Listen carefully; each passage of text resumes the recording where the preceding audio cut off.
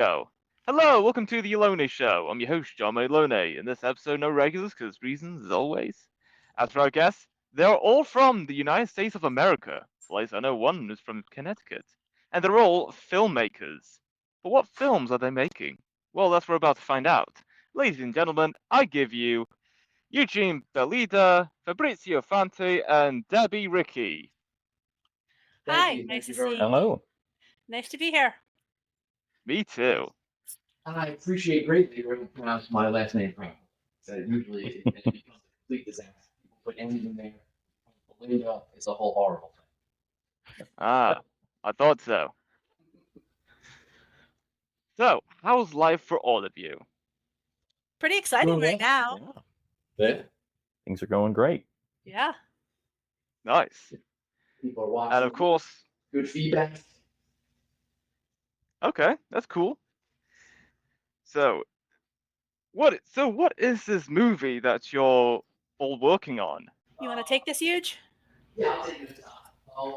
Basically, it's sort of a traditional ghost story in a more modern slasher kind of structure. So it's sort of a mix between J horror, a Friday the 13th and Scream. We have a good deal of comedy, which, as I always say, I will take no credit for the comedy. All that was written by Fab and Debbie. Everything I wrote was not funny, but at least it was okay. And what it is that friends go into a forest to party. There are a bunch of like wild kind of goth and rocker kids, and there's a lot of tension between our main character Maddie and her best friend's boyfriend Court. He's really, just on her the whole time, and eventually they start to hear the story of what happened in the park, and this is the story of Caroline Woodman. And she was a young child from 300 years ago. Her family was sort of isolated from the community.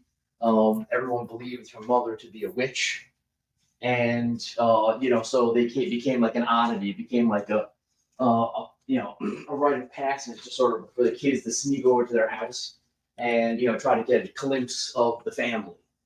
And so some of the kids from town started speaking to Caroline and talking to her, and she thought that they were maybe her friends. Like, there's a girl who was, very young, never had any friends, never had real contact with anyone her age, and so she didn't realize that they were all sort of making fun of her and mistreating her, even though she thought they were her friends. And so one day, they pulled on her was she started walking away from her home. She was prepared to go to the woods. And she would stop, then she would hear them. She could no longer hear them singing. But they tricked her by following her into the woods. So she went deeper and deeper into the woods and eventually became very lost when they stopped singing and just sort of like took off on her. She was never found. And the idea is that she is now haunting these woods. And I'm not going to go any further, but let's just say that our initial group of kids who are partying in the woods encounter her, and things go very, very badly for them. Ah, interesting. Thank you. And what was the inspiration for all of this?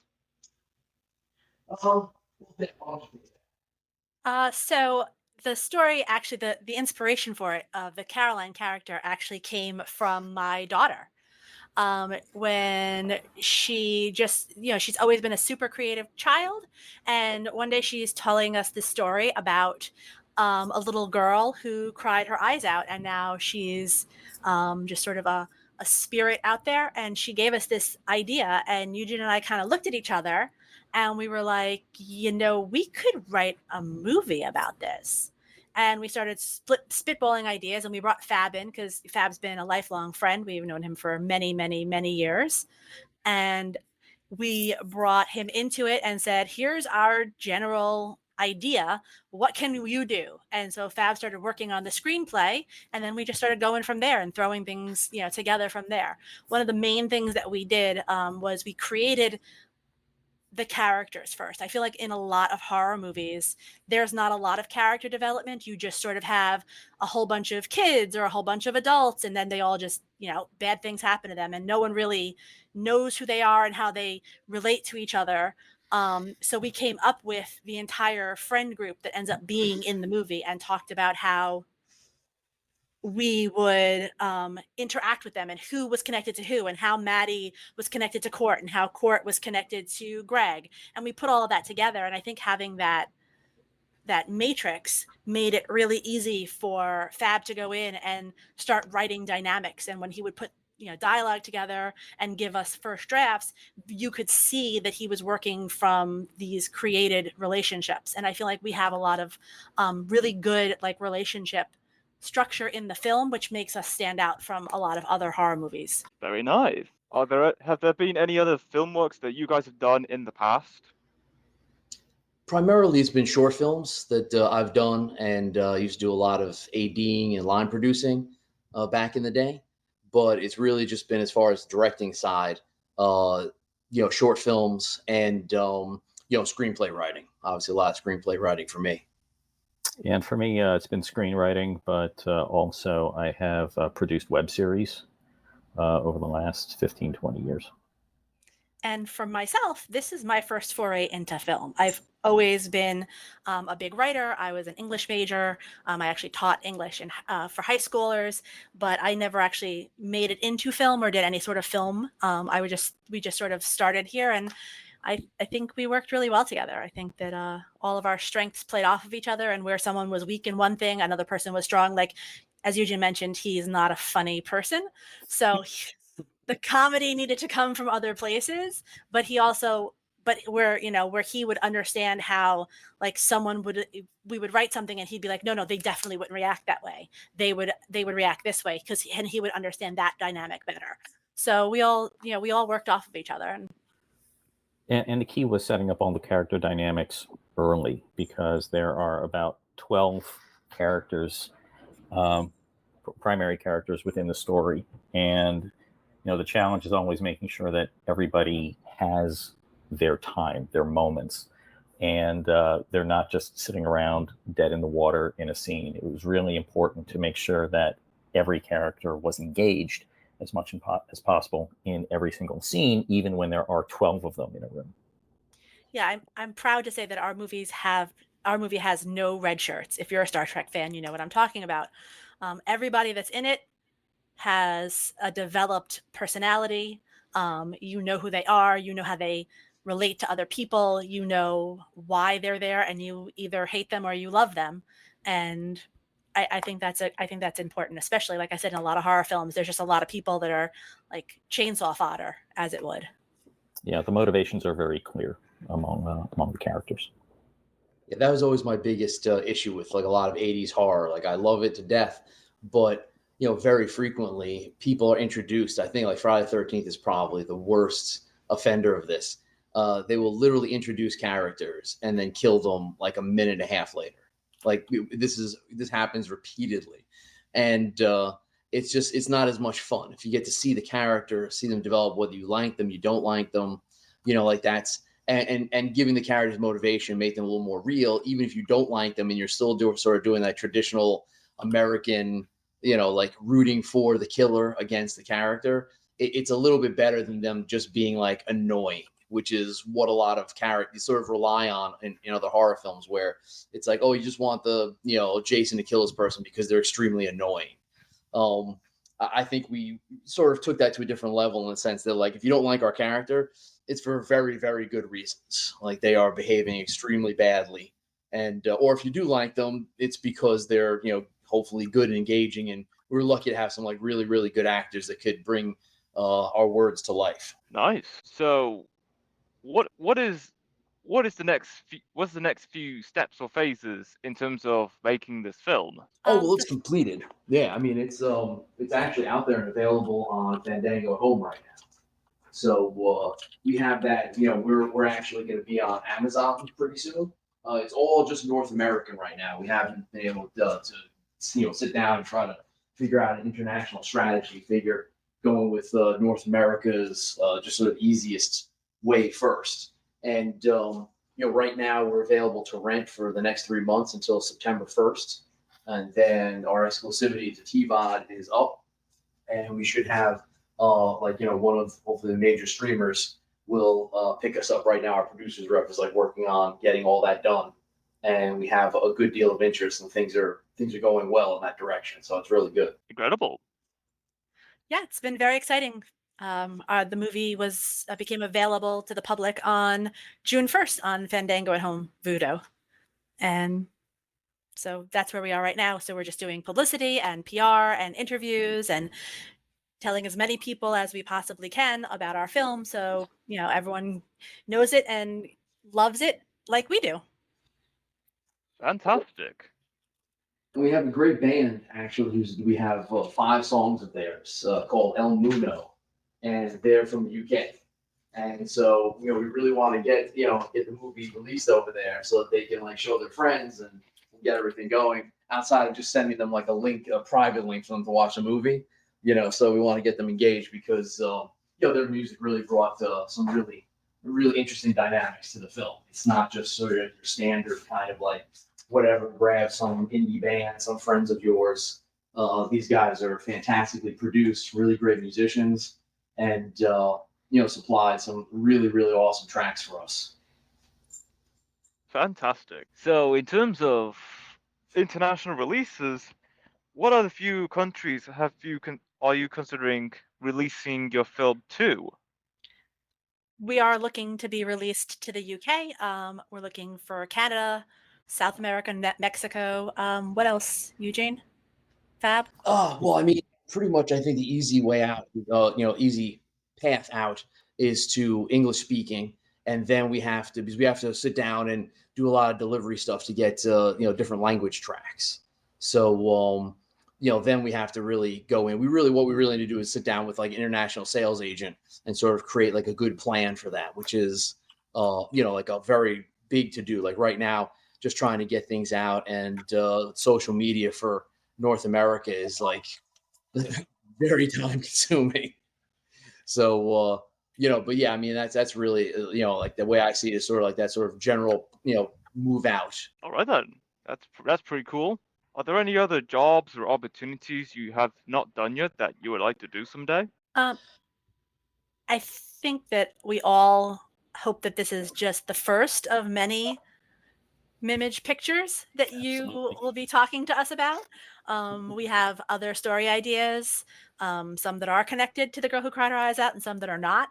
And I think that that's what our main plan at this point is, moving forward, is to do it again. Nice. Yeah, and we as far as sequels, we actually have an outline for a sequel, to turn into a trilogy, to have 2 sequels, all with the same characters, and seeing how things progress in the future and even the past. If you lot were given 500 acres of land, what would you use that land for? 500 acres. That's interesting. Wow. Well, I mean, we're used to shooting in the woods, so we definitely use that for the next 2 chapters of The Girl Who Cried Her Eyes Out. So I could definitely write something for that, Eugene and Deb. So there we go. Now you just gave us an idea for the next film. Yep. Yeah, and we don't have to cut anything down. Just keep it as is. Natural forests. Just have actors running around in it. Primarily, the movie starts off in the forest and then moves out, back to homes and everything like that. It's not one of those situations where the characters just running around the woods for 90 minutes, which is sort of a bit of a thing. There's a whole sort of lane of horror where people are just in the woods for the whole time, but that's not it. But maybe we can go down that lane especially we have 500 acres. I'm sure a lot can be done with that. Yeah, I think we like our cast too much. I don't know if they would really appreciate being in the woods for the entirety of filming. And we can't say enough about what the cast brought to these characters. I mean, they were an incredible group of young, talented actors that they came prepared. They really dug into the motivations of their characters. So I really do want to praise the work that they did in this film, because they, out of about over 3,000 submissions that we received in the initial casting process, the actors that signed on to this movie were absolutely fantastic. And Yeah. definitely Fabulous. We were very fortunate, and as we said, is that our main cast is a friend group, and we actually had people on our crew say to us, like, how did you get a whole bunch of friends like to work in your movie together? Like, are they like an acting troupe, or like how do they know each other? And we were like, they never met until they showed up for filming. And we actually have some of our cast are still friends. They are going to Taylor Swift concerts together and hanging out. So they really they developed their characters and they developed their relationships. And you can see it on film how much they actually genuinely care about each other and are friends with each other. And that was a really quick thing and a tribute to how well they embraced what they were doing for us. We were very lucky. Yeah, and one of the key things we were looking for when we were casting was the ability of these, the particular actors that we're looking at to not just be excellent actors, but also very self-motivated people, very particular people who really come in, work hard, don't need to have, every moment of their scene sort of dictated to them. And we were able to find, not only great actors, but people who were very capable of that, because we had 10 days to shoot. So it was very, very, very tight timeline. A ton of different locations. And like I said, we weren't just in the woods. We were bouncing around all over the place. A couple of times we did, which is something that I hate doing. And I'd like to have a rule against it, but like having multiple locations on the same shoot day. So breaking down, getting in the trucks, getting elsewhere, setting everything up again, breaking down and repeating like twice. So it's some painful stuff, and we had to really be able to move quickly, and everybody had to sort of be on it with just enough direction to get things going, keep them moving the same understanding, and really that their characters and what they built around their characters before the movie, they were able to rely on tremendously. So that was huge. Nice. So what is the next step? Like, do you have any ideas for your next movie, or going to work on other film related projects? Yeah, definitely. Yeah. Sorry. Sorry, usually I cut you off there. Back to you. Yeah, no, like I said, we're gonna see where this goes. Hopefully there's enough interest in it to, start with the sequel. If, there isn't that, then we might not go down the sequel route, but that's pretty much like the plan. The plan is to do the sequel to The Girl Who Cried Her Eyes Out. And we have a title for it, but we probably won't release it just yet. Let's not release that. Yeah. But I think we all feel that there's more to the story for everyone to see. And I think once people watch the movie, once you watch the movie, you'll want to know more about Caroline and Maddie and all of our characters. So we're ready for that. There's a bit of a twist, though, because I think that once you finish the movie, you're going to think to yourself, how on earth is there going to be a sequel? But we have figured it out. Yeah, we figured that one out already. Yeah, I like that. If you were hosting a dinner party, you could invite 5 guests, dead or alive. Who would you invite? You guys go first. You go first. I'll go second. Oh, I have to go first. Great. Okay. Well, let's start with a filmmaker, a guy I've mentioned before. I'll go with Francis Ford Coppola. Then I think actually I would, in honor of our podcast today, I think I would definitely invite Winston Churchill. I think he would be a very interesting dinner party guest. Let me see. That's 2. The 5 is a lot. You're killing me here. If it was 3, I'd probably be a little better. For some reason, William Shatner comes to mind. I feel like he would be a very interesting guy to speak to. I mean, fun at a party. This guy, yeah, exactly. I'm sort of thinking about like who's gonna, really liven up the party. I think that he would be good for that. I heard he hangs out with a whole host of different people, so he seems like a fun guy. 2 more. My goodness. I mean, I'm going to go very deep on this, but Marcus Aurelius, though I don't think that, the nature of stoicism is going to lend itself well to a fun, exciting dinner party, but I think I'd really like to hear what that man had to say. And Sigmund Freud for afterwards to talk about everything that happened during the dinner party. All You're right up, then. Fab. All right. Okay, that gave me some time to think. Film related, I'd have to go Martin Scorsese, Clint Eastwood. I would love to talk movies with them. I am a huge comic book reader and true fan of the history of the medium, so I'd have to go Jack Kirby at number 3. Painters there are 2. I'd have to go with John Singer Sargent and Leonardo da Vinci. Those would be my 5. Very good. So for me, I would have to start out with one of our horror icons. I would want to sit down and talk to Wes Craven. I think he'd be fun at a party. And saying sort of similar, I would also want Alfred Hitchcock there because, I mean, you can't talk about movies without talking about a Hitchcock movie, right? Let's see, who else would I go with?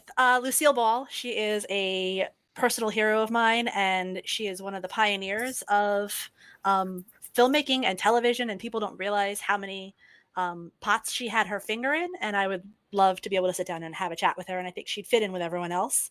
Speaking of Star Trek, right? Exactly. If it wasn't for her, we wouldn't have Star Trek. Sure. Walt Disney. He was taken from us too early, and I think he would have a lot to say on what's going on in the world, and he's just supposed to be an awesome dude. And another person that I love and who I was very sad when he passed would be Ronald Reagan. And I think I have a pretty interesting dinner table. Yes, very good lineups. Thank you. You're welcome. Would you sleep on the wall or sleep on the ceiling? I would sleep on the wall. I guess. I mean, there's less. It's not as far to fall. Should that happen? I'll say ceiling. Yeah, how do we imagine this? Do we imagine like little pockets? Like if it's a little pocket that's on the wall, I could just sort of slip into the little pocket, like go walk up a ladder and then go down the pocket. I think that could be cool. I wouldn't mind. The ceiling just seems like, I don't know. Doesn't seem like fun, honestly. I'll give it a shot. Okay, you give it a shot. We'll see what you look like when you wake up in the morning. Yeah. You might not be with us anymore, but I'll sleep like sort of like semi-standing up on the wall in like a little sort of like pocket thing. How does that sound? Well, I I mean, can see that.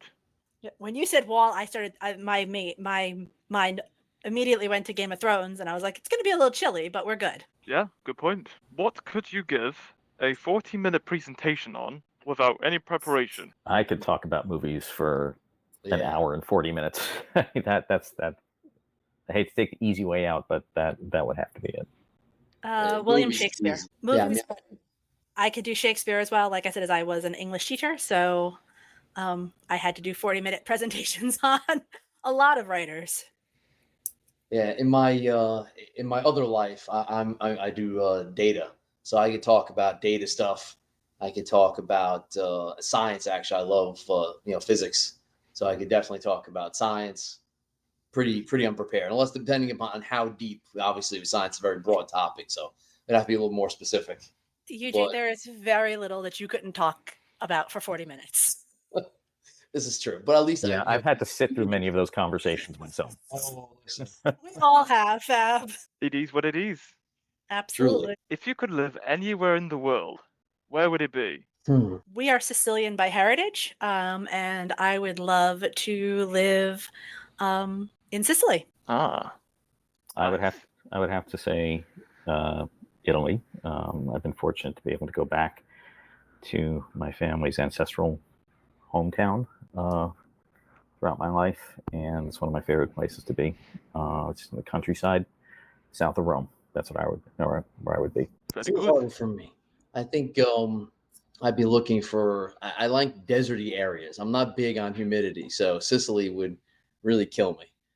As it is. I mean, right here in sunny Connecticut, it is like 93 degrees and incredibly humid. So look where I've chosen to be. But Yeah, so I mean, I honestly don't have a great answer for this. I'd have to find some place that's like maybe a nice desert island that is not super humid. Fair enough. Good point, I guess. What was the largest thing you have ever seen? Not that though. That doesn't count. Oh man. The largest. I mean, easily, some of the buildings in Manhattan. I don't think that there's really anything that's bigger than Empire State Building. When I Right. was younger, I saw the Twin Towers when I was younger, and they're just incredibly monstrous, like just the skyline of New York City. And then when you're going through it, it truly is like canyons. Yeah. So when I try to think about anything that's bigger than that, I mean, honestly, the mountains that I've seen probably aren't as big as the New York skyline. I haven't seen like anything particularly, nothing like Everest or anything. Uh-huh. I'd have to go with the architecture as well. Yeah, I live in New York, so I'm always in awe of just the skyline at night. I'm gonna go with something more natural. I would have to say the ocean. I think that looking out of an airplane when you're up 30,000 feet in the sky and all you see is water, you realize the vastness of what is out there and how little space we occupy. That is very true. And finally, if your life was a meal, what kind of meal would that be? McDonald's.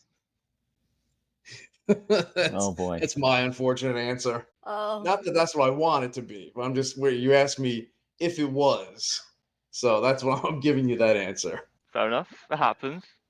I'm gonna have to say like a sandwich hastily eaten over the sink. What? Well, Even our host is puzzled by that. well, here, I'll explain it to you. As a mother and someone who works full time and someone who produces a movie, I have very little like down time. Like I'm not a relaxing like 5-course meal at a beautiful table. I'm something that you sort of just like shove down because you need to eat and you got to keep going. Alrighty. You asked for the truth. I'm just telling you. I could have been like, oh, Good point. Good point. Can't argue with that. For me, I'd have to say a bowl of cereal in the middle of the night. I'm a night owl, and I'm always up at one point just snacking on something at like 2, 3 in the morning. So that would be it for me. There you go. there you go. There we go. Yeah, I think you got some unexpected answers on that question, my friend. But it was worth it. Oh yeah, That definitely. was a good one. Yes. Oh, And that is the episode. It's great having you all on, talking about your film, your strategy, and making it going global, and a lot of other somewhat related questions. It's been great. it's been wonderful. Likewise. Thank you for Thank you inviting so me. much. Absolutely, absolutely, and apologize for any of my sound issues over here. I'm my cohorts are pinging me, telling me that they couldn't hear me half the time, so I apologize for all of that mess. But it's been great. It was really enjoyable interview. Thank you very much. You're welcome. And also, it happens, so it's not that deep. Okay. We Excellent. appreciate it. You're welcome. And until next time, stay tuned for more.